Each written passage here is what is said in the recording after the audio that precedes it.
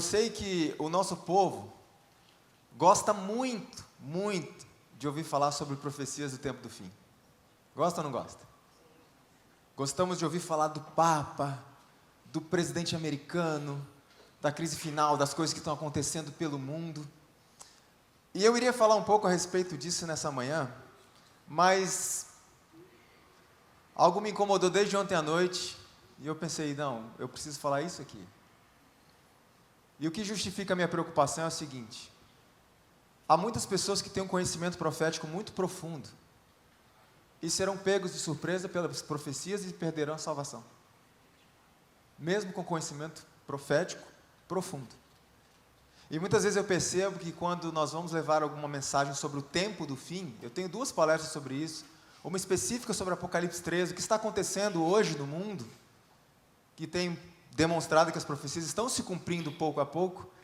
Eu percebo que as pessoas têm um interesse tremendo nisso e ouvir falar disso. Muitos gostam de ouvir falar sobre os jesuítas e tal. Não há problema nenhum nisso. Deus nos deu essa revelação para que não sejamos pegos de surpresa por essas profecias acontecendo. Mas o que me preocupa muitas vezes é quando o nosso foco está nas profecias do tempo do fim e não no preparo para elas. Então muitas pessoas estão se aprofundando nas profecias, o que não é errado. Aqueles que não têm estudado as profecias vão ser pegos de surpresa, isso é fato. E Deus não nos deu esse conhecimento profético para nos apavorar, para nos deixar com medo. Ele nos deu para percebermos que nós precisamos muito mais dele do que a gente busca. Porque as coisas vão ficar bastante feias, sim ou não? Vão ficar muito apertadas para nós, uma crise sem precedentes. Então por isso eu decidi mudar. Eu não conheço a vida pessoal de ninguém, mas eu resolvi mudar porque eu acredito que isso que eu vou apresentar hoje é o verdadeiro caminho estreito. E uma resposta positiva a essa mensagem é que nos vai dar condições de estarmos de pé quando as profecias começarem a se cumprir, as profecias do tempo do fim. Cristo, certa vez, na verdade a palavra de Deus deixa isso bem claro, que Jesus viria como um ladrão. Só que por muito tempo eu não entendi esse texto. Porque eu pensei no seguinte: o ladrão, antes de vir à sua casa para roubar a sua casa, ele te avisa? Ele dá sinais? Dizendo, olha, quando você vê essas coisas acontecendo, quer dizer que eu estou chegando para roubar a sua casa. Ele faz isso? Não. E Jesus fez? Deu sinais da sua proximidade? Ué, que tipo de ladrão é esse que vem avisando antes? E eu aprendi uma coisa, irmão. Eu aprendi que quando a palavra de Deus diz que Cristo virá como ladrão, não estava se referindo à volta de Jesus. Porque a volta de Jesus, ele avisou, olha, vai acontecer isso, isso, isso, isso. Quando a Bíblia fala que Cristo virá como ladrão, está se referindo a um momento que irá determinar quem ele vai buscar. Porque Cristo não vem para salvar ninguém. Ele vem para buscar os que foram salvos. Então qual é o ladrão que virá e que vai pegar muita gente de surpresa? O fim do tempo da graça. Que é um momento que quem vai saber quando aconteceu? Ninguém vai saber. Mas um grupo estará, mesmo não sabendo, estará pronto. Veja lá depois a parábola das 10 virgens. Um grupo vai estar pronto, mesmo inconsciente do que está acontecendo ao redor de quando a porta da graça fechará. Então a minha preocupação é que muitas pessoas estão focadas na volta de Cristo, no prêmio, na recompensa, e esquecem de toda a luta que a antecede.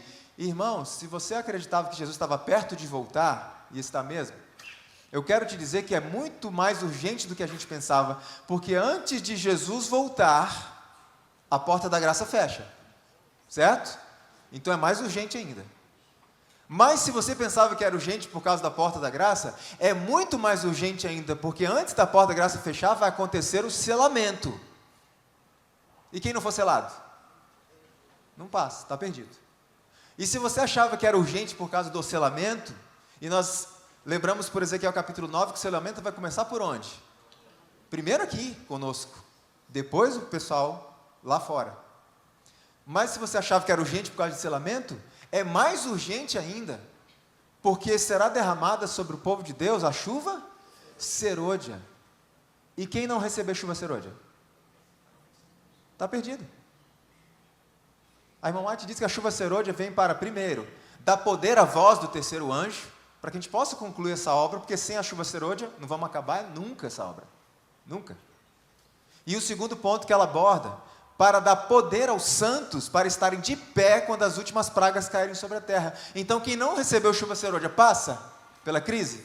Não passa. E lembre-se que chuva serôdia é para nós, é para o povo de Deus concluir a pregação do Evangelho. Então, aqueles de nós que não recebemos chuva serôdia, estaremos perdidos já. E a chuva serôdia já está começando, irmãos. E pode ser que o Janderson do meu lado receba, do meu lado, no banco da igreja. E eu, não. E sabe quando é que eu vou perceber que eu não recebi a chuva serôdia? Obrigado. Parábola das 10 virgens. Quando foi que elas perceberam que não tinha azeite? Quando o noivo veio ou antes? Antes. Quando elas ouviram o quê? O alto clamor. Aí vem o noivo. Aí que elas perceberam que não tinham recebido chuva serôdia. Não tinham azeite, não tinham o Espírito Santo. Elas tiveram outra oportunidade? Não. A chuva serôdia já está começando a ser derramada. E se eu não recebê-la, estou perdido. Então temos que parar de focar na recompensa, na volta de Cristo, o prêmio, e começar a pensar no que a antecede, no hoje. Como é que eu tenho que me preparar para isso?